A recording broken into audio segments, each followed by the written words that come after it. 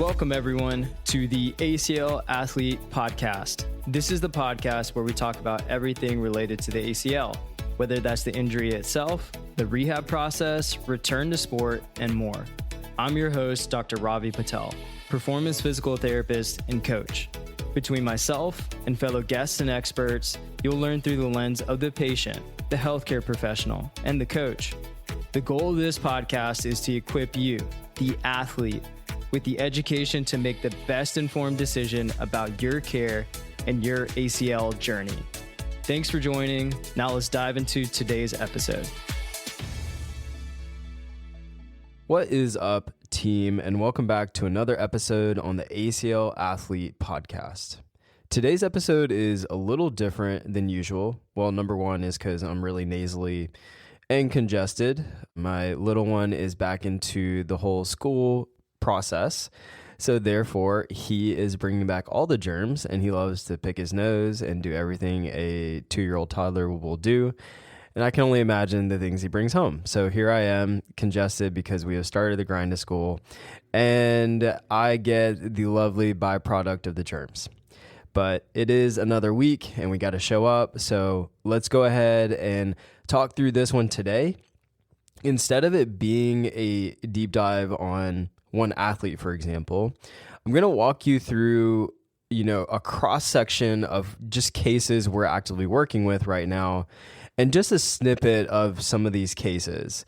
And I just want to kind of present this to you guys. And some of you listening might be on our roster right now. And you're like, hey, that's me. Cool. Awesome. Thank you for being with us. But with that, I'm going to just kind of share the span of cases, because I think this is something that doesn't really get highlighted that much in ACL rehab. I think that a lot of people have this kind of visual of what it looks like, or a version that you picture in your head. And I want to give you the range of ACL rehab that it can look like. And also for some of you to be able to normalize what you might be going through, of like, is this normal? Am I truly behind? Is this something that I am just an outlier for? And I want to help to normalize that a little bit, because I think a lot of you in this process are probably thinking that, because you don't feel this linear approach. And when you look at social media or are in forums, right, like it's really challenging, because you see all these ACL PTs who are showing all these people getting back to these things, which is awesome, but it's marketing, y'all. There's going to be rare times where they're showing the hard cases, the bad cases, the ones that are not getting there. So you have to understand that you're looking at a highlight reel, especially on social media, and especially if the company's goal is to sign up people and make money from that. Now, there's a better cause of that, of course, but the thing is, you have to kind of recognize that. And with forums, people are going to go to commiserate. So you have to also understand where that is coming from. And then most importantly, what I'm getting at is your perception of ACL rehab might be influenced by these things, and also what the surgeon says, also what you read online, also what it is that you might search on AI, also what you might be listening to on this podcast. So there's a lot of different inputs with information, especially nowadays, that we have to kind of figure out what picture we build in our mind versus what the reality of this actually is. And so the script that normally people get going into this injury is, you have the injury, you do prehab. If you can, you have surgery, and then it's on the road to a 9 to 12 month recovery, right? You're cleared, you get back to your sports and activity, the kind of clean line checklist, and then you're done. And for some people, that is genuinely how it goes. I'm not going to sit here and say like it's a rare case that you just like are able to go through this that way. There are plenty of people who go through this process like that. Don't get me wrong. But there's also a lot of people who don't. And I don't want to categorize one as the majority and one as the minority. Yes, there's a bell curve to this process, but I feel like most of you who are listening to this who has this nonlinear process, especially with setbacks or challenges that were just unexpected, my goal is to hopefully just also talk to you about this, because this is something that we see across the board that is a bit more normal than what you would expect. So I want to help to reframe this. And if you talk to anyone who is actually seeing a high volume of ACL cases, like literally seeing hundreds of athletes a year, they will tell you that there is no clean version of this process or that everyone kind of operates in one lane. It is a very much wider road that people are operating on.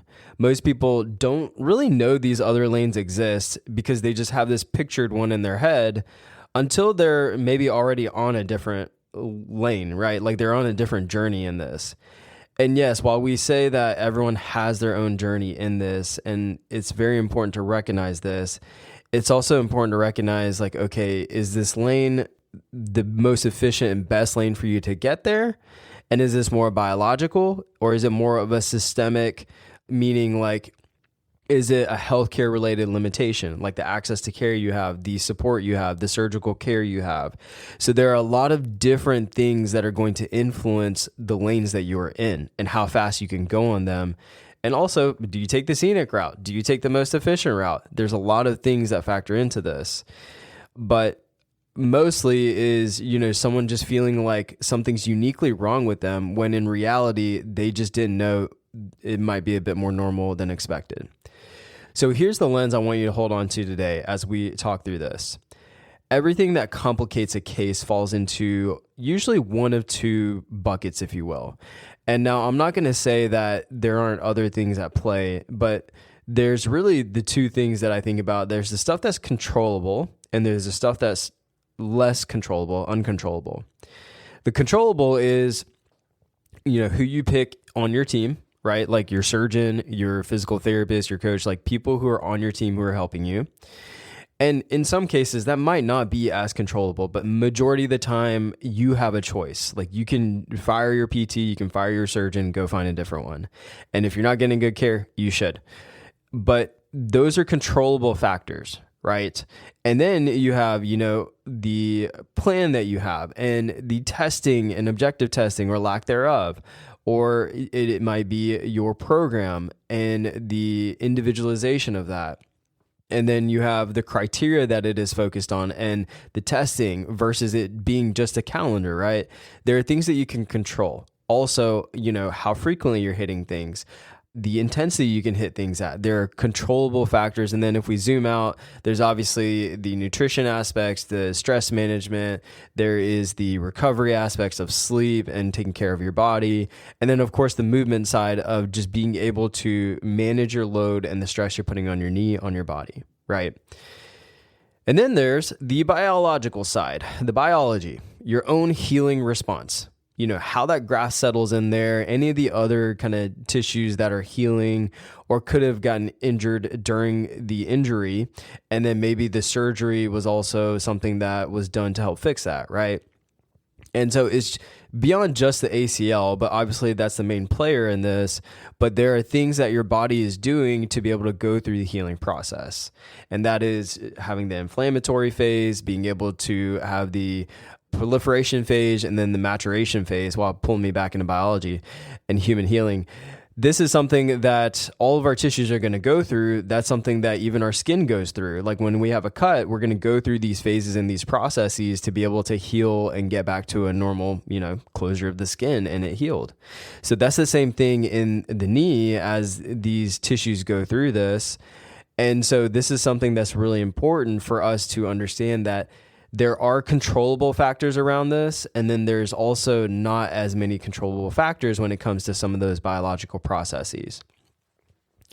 Now, nobody can control as much of the second one, the biological one. Yes, you can control those things around it, as I shared, but in reality, like what that knee is doing through those phases, not you, not your surgeon, not me, not your physical therapist can even really do something about this, right? But even the stuff you can't control still has a controllable response wrapped around it. And this is so important, y'all. And the longer I've been doing this, this is probably one of the most important things about working with someone who is really good in this process. You can't control whether your body forms scar tissue, for example. And this might be one of the number one issues that people deal with in this process that they really can't control fully. Now, if you pissed this knee off for weeks and weeks and months and didn't listen to anything and didn't do your rehab, and it was swollen and inflamed, and you knew better and you didn't, then yeah, that's something you could have controlled, or having a good physical therapist to guide you around that. But at the same time, there are also people who do this perfectly and try to stay to a T, and they still have the biological processes not always work in their favor. And it could be a number of reasons why. And so one of those things that can happen is scar tissue. For example, a cyclops lesion can come up, right? The thing that I'm trying to point out here is that you still have a controllable response wrapped around this uncontrollable situation. You can control whether someone catches it in month 4 versus month 8, for example. Now, it's going to depend on when it rears its head. But I think one thing that's really important here is to be able to catch that. And I would say our team has gotten so good at this, is being able to catch things that just don't seem right. And I think in this process, what we see a lot is that it kind of kicks the can down the road. And I know so many of you listening are like, yeah, it does feel that way. It's like my extension is not there yet, but I've been kind of bringing this up, or it's kind of concerned me. I'm limping while I'm walking and I'm weeks and months out from this, and it should be better by now. You're realizing that your flexion is not really budging, or there's a sharp pain you're dealing with that is not improving. Your knee is kind of shifting and it doesn't add up. There is a pain in the front of the knee that is just really stopping you from being able to do something, right? There's so many different layers to this that I know a lot of you recognize. And it's one of those things that kind of in your gut, you probably are like, this doesn't seem right. But then when you check with the professional, they're like, oh, we'll keep working on it, keep getting stronger, keep working on range of motion. And we see this a lot. I mean, a lot, y'all. And it's one of those where I have seen cases that should have been resolved within, a few months, and it drags out to be 6 months, 9 months, 12 months, beyond whatever their normal timing is. So I really do think in some of these cases, even for scar tissue, for example, someone's trying to hammer extension and, the PT is pushing on it, and you've got the surgeon saying, keep working on it, and you're in month 3 or 4 and it's not budging. Well, there needs to be a pattern recognition of testing and being able to do the right things to see, okay, should we take further steps and not let that drag out to being, 5-6 months? And then guess what? That's kicking also the can down the road of like what you can get back to, your livelihood, your goals, especially if it's time sensitive. So these are things that are really important. You have a controllable response around the uncontrollable stuff. And I do want to spend a minute on this kind of second part, if you will, because it's actually the whole point of today's episode. The people who end up finding us have often already hit a wall somewhere else, right? They have been working with a physical therapist in person. A lot of times people, are kind of struggling with guidance. They don't feel like they have structure. They feel lost. They just don't have what they feel like they need whenever they're in PT with the attention, or even outside of it with what they should be getting. And that is influencing their progress or lack thereof. And so people might go through 1 PT, 2 PT, 3 PTs. I mean, y'all, we've seen it all across where people have like changed different PTs, but it almost feels like you're just kind of putting yourself in the same kind of situation, and it ends up being not much of a change. Now, some people do, and it's amazing. Like at the end of the day, all we care about is that you have good help to get you there. But it is really challenging in this space with the way that the system is designed. And that's one of the biggest things that's hard, is that I always tell you guys that it's not going to be a matter of if, it's a matter of when. You're going to have to decide when is the time that you're going to have to figure out to find an expert to help you with the rest of this process. And it's ideal to start with this, but then there's some of you who will go to use your in-person PT. And then it's a matter of if insurance runs out, or if the skill set is just not valuable anymore. There's a certain threshold where your physical therapist might not necessarily know how to get you all the way back to full functioning, or they are in a clinic and a system that is designed to just not help. I've talked to so many ACLers who are like, I have a great PT, I like them, and they're nice. And some will even say, they're smart and helpful. But then they say, I only get 10 minutes with them. I only get 20 minutes with them. And it's once a week, twice a week, whatever the frequency that they're going. And it's like, it's still really hard. You can give the best construction worker or carpenter or builder to build this house. And if you only give them a hammer and they need so much more, it's going to be really hard. It doesn't matter how smart they are. It's like if they don't have the tools and the time and the skill set available, that it's going to be really hard. But even with the skill set, if you don't have the proper tools or the resources, it's going to be really hard to do that. And so that's one of the challenges with this. And so my point of bringing this up is that while there are challenges in the system, people hit these walls with physical therapists, or they just feel like they're just not going to get good enough care with where they are or who they're seeing. And so I want to also make sure that's clear that like trying the local insurance covered route, I'm not saying that that is a bad route. Like I understand that we pay into these things, and so you want to get out of it what you have paid into. So that is justified. I just think you need to know what you could be expecting based on that and based on just what.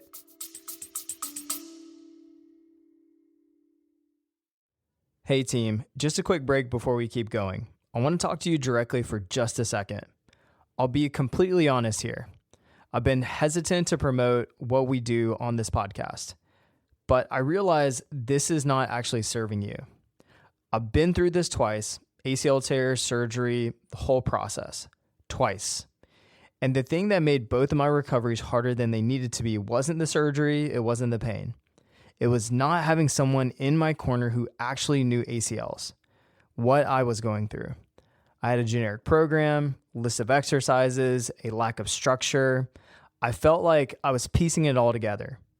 I needed someone who could tell me honestly where I stood and what came next. Someone there to just answer my questions. I felt lost. So if you're listening to this podcast, there's a good chance you felt that too. And I also know you're already doing more than most ACLers do. But information isn't the same as a plan built specifically for you. That's what our one-on-one remote ACL coaching is. Objective testing, custom programming, and expert ACL guidance from a team that has spent years and years doing this with hundreds of ACLers, no matter where they are in the process. The way we start is simple: a free consultation call. We get into your ACL story, figure out what's actually getting in the way, and you leave with a clear plan and knowing exactly what your next steps are, whether you end up working with us or not. And it doesn't matter where you are right now, early rehab, mid-stage, or trying to get back to sport or activities that you love. We work alongside your current care or completely remotely. Wherever you are, no matter how complex the case is, we can meet you there. Apply at the aclathlete.com/coaching. The link is in the show notes for any details that you need. Okay, now let's get back to it. The averages. And I have amazing friends and colleagues who are in, out of network, no insurance connections and clinics. And then I have people who are also in insurance based who absolutely crush it. Again, state specific, country specific, all these things that can kind of influence things. But we know as a whole that it is not necessarily the best system designed to get ACLers from point A to point B with as much support and guidance as possible. And so, it's not lost on me on that. And the cost is real, I understand. And that's not a knock on anyone's judgment in terms of going to do the insurance-based route. But it does mean, like what I'm sharing here, is that what we see can kind of skews towards cases that didn't resolve cleanly the first time. And yeah, we get the proactive people who are like, I just want y'all's help. I want to be able to go through this from start to finish, which is amazing. We're able to make it a fairly smooth process overall. But then there are a lot of people who are like, I'm on number 3 PT, or I just feel like my PT isn't getting there. So then we understand we will naturally see the more complex cases. Here's what that actually gives you though. And it's not about being the smartest person in the room. It's about pattern recognition. When you've worked with such a wide range of cases across different surgeons, different graft types, different sports and activities, you start to recognize things faster. A knee that isn't responding the way it should, a symptom that doesn't fit the usual timeline, a small red flag that's easy to miss the first time you see it, but is pretty obvious on your 50th or your 100th or your 200th. And that pattern recognition is the entire difference between catching something in month 2, month 4 versus month 8 or month 9, 10, 11, 12, wherever you are. It's not this magic thing, and it's not about having all the answers. We still have tons of answers that we are still trying to find and learn together as a team. But it is about having seen enough of the pattern to know when something needs a closer look and knowing what question to ask next. That's what good guidance actually does. It doesn't control your biology. It makes sure the controllable side of your case never becomes the reason an uncomfortable or uncontrollable complication turns into a lost year. And that is so key. There's such an opportunity cost to this. And I'm not saying we're perfect in this, but I will say that our team has gotten incredibly good at being able to recognize these things with these cases. And I'm able to suss this out from even initial consultations to when people start working with us and we start collecting data and being able to assess and see where they're at. We're able to say pretty quickly, okay, this is what we're seeing. This is your history that you've told us about. And this is the data points we see. And these are the next steps, right? In case we need to kind of go further beyond just a rehab process. And I would love to say that we can out-exercise any issue, but we just can't. It's why medicine exists. It's why surgical processes and other non-invasive processes exist. The thing that is so key in this is being able to recognize this quick and make decisions quick. And it's the thing that when I'm seeing what these athletes are saying about working with us and being able to just tackle these issues quickly is so important. And so the one thing that is really important is that I understand that we might have a selection bias towards people needing more complex help, but I will say that I want to also normalize that this might be more of the normal than what most of you think. And again, it's because of the exposure that you might have to this process that I think is really important to share. And so what I would like to do is just dive into some of these cases, and I'm just going to go rapid fire into these. So I have 10 that I'm going to kind of expand in more detail. And then I have 10 that I'm going to really rapid fire for you guys to get an idea of this. And my goal of this is to help normalize some things, but also for you to maybe feel seen in this. Sometimes people are like, well, I feel like I might be the only person who's in this situation. I feel like X, Y, and Z. So I want to be able to showcase to you guys, this is just a drop in the bucket of being able to share some athletes and some cases that we work with to be able to see the wide range of what exists in this world and to normalize this a little bit. So you don't also feel crazy about this either. Number 1, a sophomore in college, pre-op, surgery about a week and a half out, worried about her post-op physical therapist near the school isn't going to be the right fit for a varsity athlete and wants to come back and play varsity. That's a pretty traditional one that we hear about, right? Number 2, a finance professional based in another country, 13 weeks post-op. Nothing biologically unusual happened there, but there's been 0 objective testing anywhere in her care, and she's stuck in a 1 step forward, 2 steps back kind of pattern with no way to explain why. There was no kind of digging into it. Beach volleyball is her top priority. Number 3, 14-year-old managing a partial tear conservatively, about 2 months post-injury. Dad's biggest fear is the re-injury, of course, in the fall without proper preparation over the summer, wants to be strong and confident heading back into the season. A physical therapist, she is further out on one ACL.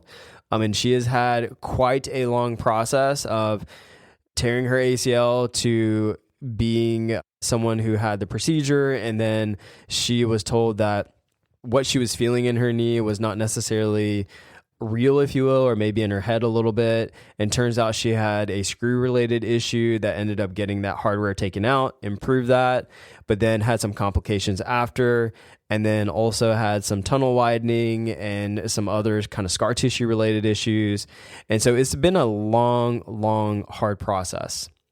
And so all that needed to be cleaned out and fixed. And so wants to get back to being able to do the stuff that she wants to do. She's very active and she's a physical therapist. So like this is someone who has some of this knowledge, but is choosing to also work with us to be able to try and get through this process without also doing it herself.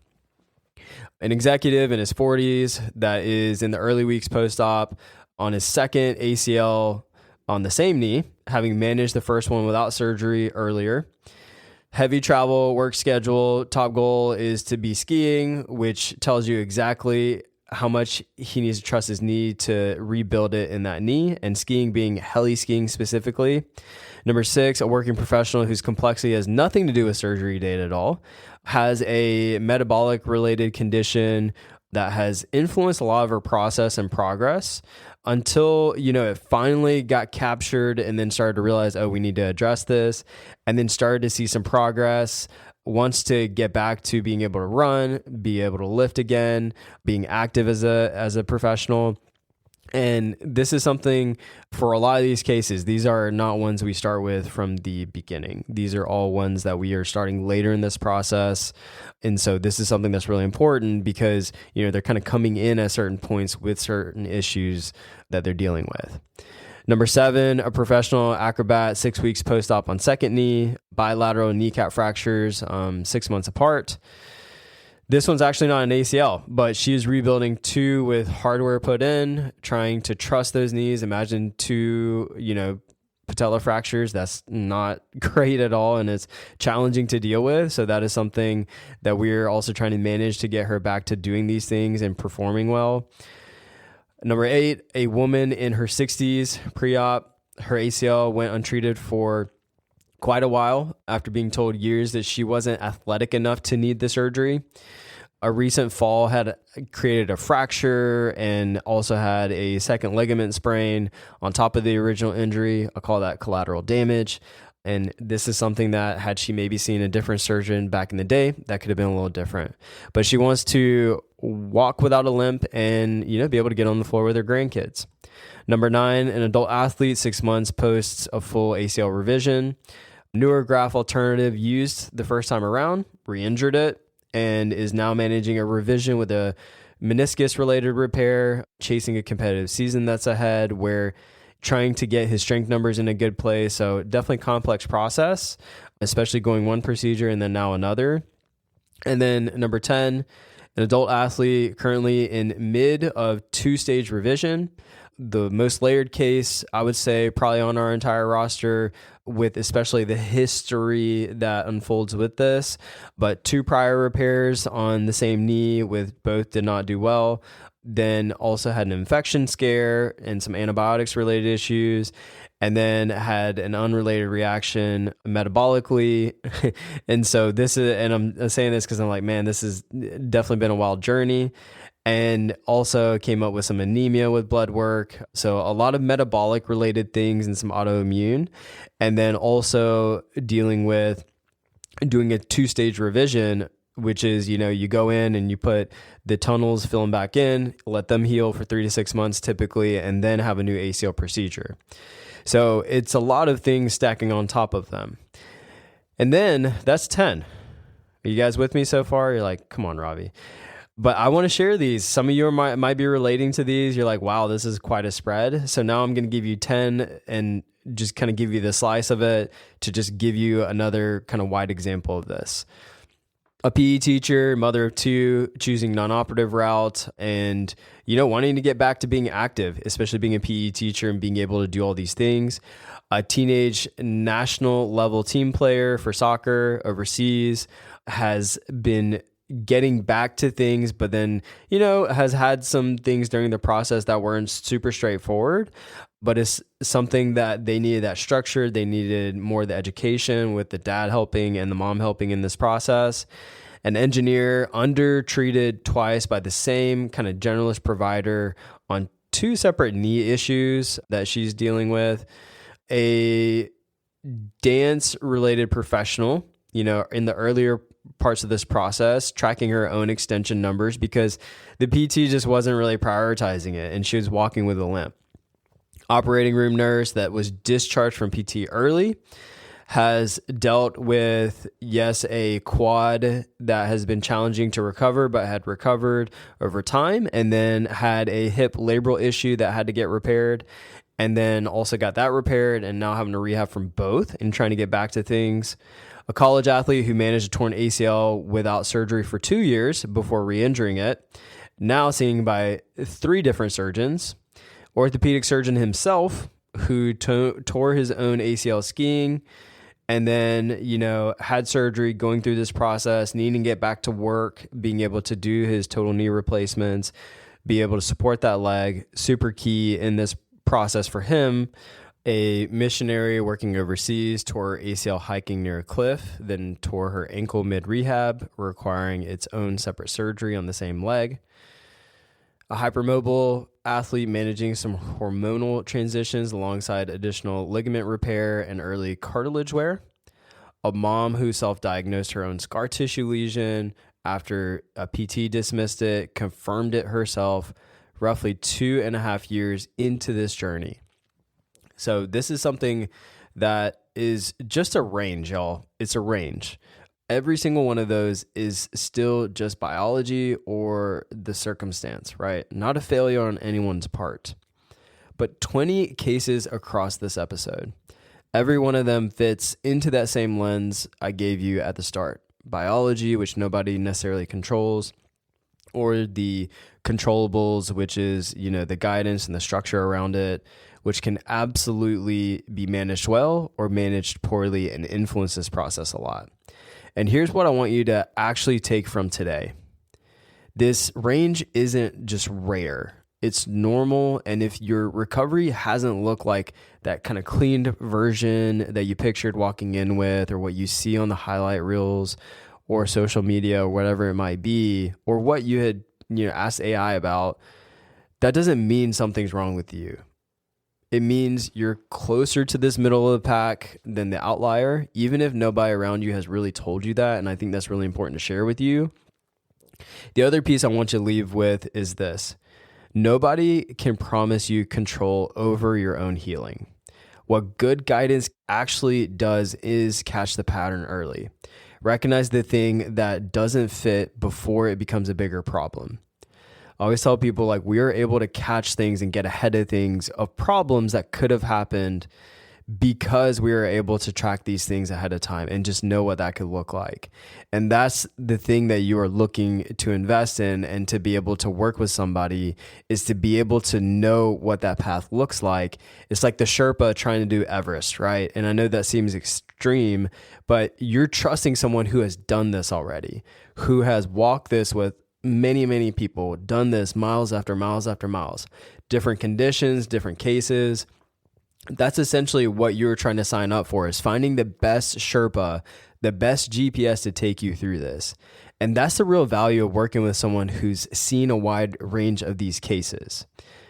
And this is something that I confidently can say about our team and what we do. And this is something that I used to just try to be a little bit more don't talk about this. But after the years of us working on what we're doing and us meeting weekly multiple times to talk through athletes' cases, every single case gets discussed that we talk through. We are not missing anyone who is going through this process with us. And the thing is that you get a whole team behind you.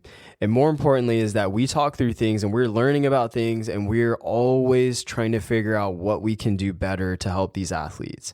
And it might be referral sources, it might be exercise prescription, it might be the ability to structure things a little differently. But we are trying to also catch things ahead before they turn into, kicking the can down the road. And it's the thing that bothers me the most about this, is because as ACLers, I think there's a lot of guilt in this, and I think sometimes it can be warranted and sometimes not. And you're trying to do right by what resources you have, but then you have to look otherwise. And it's really hard in this. And so I think that this is something that, with what a good ACL professional, if they've seen a wide variety of cases, then they're able to pick up on these things. And the thing that is also hard is that there are also professionals who see ACLs local And they see it from 1, 2 surgeons, maybe 3 surgeons. And so their sample size is a little bit more selected to that, right? They see those same procedures, same types of processes, and usually from start to finish. Maybe they come in later, but that's a little different even for the high volume cases. The thing that we have a just unique snapshot of is that we get to pull across the entire world, different surgeons, different graft types, different techniques, different types of physical therapy that we hear about, and different goals, different types of populations, different types of resources. And so this is something that has pulled over hundreds and hundreds of ACLers and thousands of ACLers to this point of this company. And so this allows us to have so many repetitions to be able to focus on one thing, and that is ACL rehab. And that is why this podcast is almost hitting 300 episodes, is because this is the thing that I obsess about. This is what I care about. And I think that is the thing that I want to get across to you guys today, is that one, I want to try and normalize maybe some of the craziness you feel, to know that there's a wide range of cases. And I think anyone who's seeing a high volume of cases, that they will say, yeah, this is actually not abnormal. This is literally just a week for us. And we will continue to get the crazy cases all the way down to the most simplest case, right? And we welcome them all. And it's awesome to be able to work with them. And if that is something that you're interested in, that we would love to help you. And I do think that if you're someone who is struggling, does not have structure, do feel like you need better guidance and better overall just support, then we are here to help. After doing this for such a long period of time, I want to just kind of welcome and keep the door open for you guys if that's something that you need more support in. But that's where the real value comes, is from being able to work with someone who can see these cases, not because they have all the answers. I'm not sitting here saying we have every single answer possible, but we have a lot of them. We have a lot of them. And I promise you, if we don't have the answer, we will find it and we will figure it out together. But the thing is that they have seen enough of these cases to be able to recognize and ask the right questions sooner. And this could be literally that difference of you getting back in, within that year versus it being a 2-year process. And I see this so much. And I look across our roster and I'm like, man, if we could have just gotten you from the start, this would have been so different. And that's the thing that I want to just save you guys from, is just make sure that if you feel like something does not feel right, make sure that you find the help sooner. And worst case, yeah, if you had to spend some funds on it, okay, we have to invest in our health, and that's important. Number 2 is that if there's nothing that comes up, great, just keep moving forward. Just make sure you find the better support and help for it. But this is something that I wanted to share today. I think it was really important to open it up to you guys to be able to see this, and to also just transparently talk about, what it is that we do, and also being able to help anyone who is feeling the need that they need some more support. And so this episode touches on that real clinical side. It touches on the emotional side of things. So if any of what you heard today is hitting close to home, then please reach out, whether it is to your own care team, a mental health professional, if you feel like you're kind of needing support in that, or reaching out to us if you need advice on next steps, because we are here to help in any way that we can. Thank you guys so much for being here. If you need anything, we got you. I'll see you in the next episode. This is your host, Robbie Patel, signing off.